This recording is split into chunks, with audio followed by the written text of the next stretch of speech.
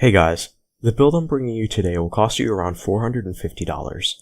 This is a small budget build, and it's meant for the person who's switching over from consoles, the person on a tight budget, or the person who simply wants a higher-end work computer. Don't plan on maxing out too many AAA games that are coming out right now, but you can expect to be able to run them at medium and possibly high settings, and still get a good 30 to 45 FPS. This obviously depends on the game, of course. If you plan on playing games like CSGO and MOBAs, this build will be perfect for maxing those things out. Editing and live streaming is a no-go on this build, unless you plan on doing those things casually. This build has an AMD FX-6300 processor, which is good, it's just not good enough to do too much editing. Since we're on the topic of processors, I'll start off by discussing that part first. The FX-6300 isn't a bad processor. It's quite a good one actually.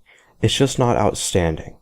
It's got 6 cores and a clock speed of 3.5 GHz, which is really good, but it's just lacking in the quality of build. This is going to limit you when it comes to playing certain open world games, because those games rely a lot on the CPU. You will also have a hard time doing hardcore editing and live streaming. Overall though, the CPU is an acceptable value and only costs $100 on Amazon.com right now. The motherboard that we'll be using is the MSI 760 GMA P36 Micro-ATX motherboard. This board is in the Micro-ATX form factor, which means that it is about half the size of a normal motherboard. There's nothing wrong with this, and these motherboards actually cost less than a full-size ATX motherboard. This board comes with 2 RAM slots, which will fit the dual-channel memory that I've chosen. Because the RAM that we'll be putting in this board comes with 2 sticks and there are only 2 ports on the motherboard, you won't be able to upgrade the RAM unless you buy an entirely different kit in the future. This is unfortunate, but it shouldn't be too much of a big deal since you're probably not going to be doing much upgrading on a budget build like this. This motherboard has 2 USB 3.0 ports and 4 USB 2.0 ports on the back, not counting the USB ports that will be on the front of your case in the end. You'll be able to do some overclocking on this motherboard too, if you feel safe doing stuff like that. All this costs $50 on Amazon.com right now. For the graphics card, we'll be using the 2GB RX 460 from XFX. This is a relatively new card, but it hasn't got too much attention due to the GTX 1050 from NVIDIA being more powerful for only $20 more.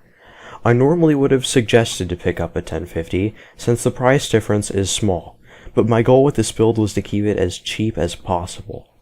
Anyway, this card comes with 2GB of VRAM, which is a bit low for 2016 games, but it's acceptable for the budget that we're on.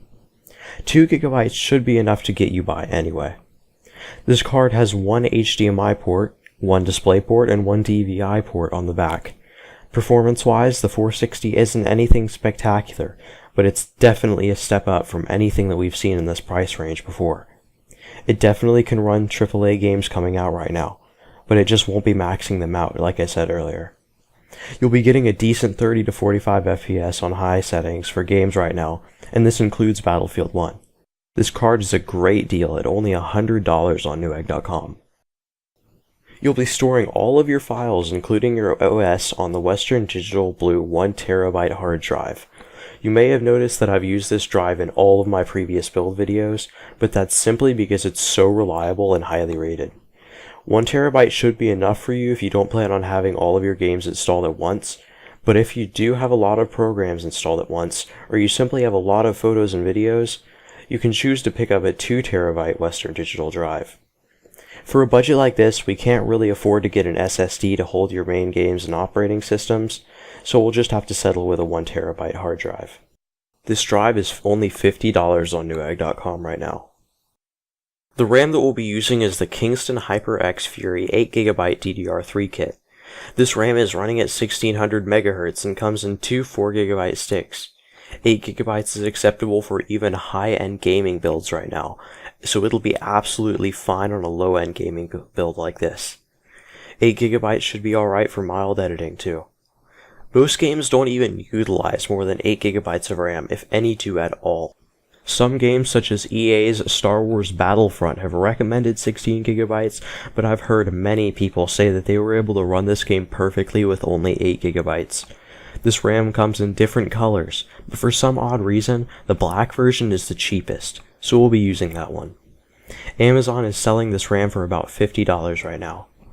We'll be powering this build with the EVGA 450 watt B180 Plus bronze certified power supply. AMD truly did a great job managing to make their RX series graphics cards so power efficient, and that gives us the freedom to use only 450 watts in this build. This power supply isn't modular, unfortunately, which means that the extra cables can't be detached from the main unit. I would have put a modular power supply here, but those can cost up to $50 more, which wouldn't fit in a budget build like this. This power supply only costs $42 on Newegg.com right now. These parts will all be stored in the Rosewill Line M Micro-ATX case. This case has two USB 2.0 and USB 3.0 ports on the front right next to the audio and microphone jacks. There is one blue LED 120mm fan in the front of the case, and one 120mm fan in the back of the case to circulate the air in and out of the case easily. There are some Micro-ATX cases that are cheaper than this one, but they only have one fan, which would cause some serious overheating problems for us. An odd thing about this case is the location of the power supply. It's awkwardly placed at the top back of the case. This isn't really a problem, but it's just a bit strange and awkward. The back of the case has 5 expansion slots, which is far more than our motherboard has, but it leaves us room for upgrading, so if you feel like doing that in the future, there's nothing to stop you. There's nothing much more to say about this case, so I'll wrap it up with the price, which is a solid $43 on Amazon.com right now. This adds up almost exactly to $450 US, not including tax. I left all of the links to the product pages for these items into the description. I also left a link to my website if you would like to see the written version of this video. If you guys have any constructive criticism or comments, please feel free to leave them down below. If you would like to see more tech and gaming related videos, feel free to subscribe to my channel. Thanks for watching. Peace.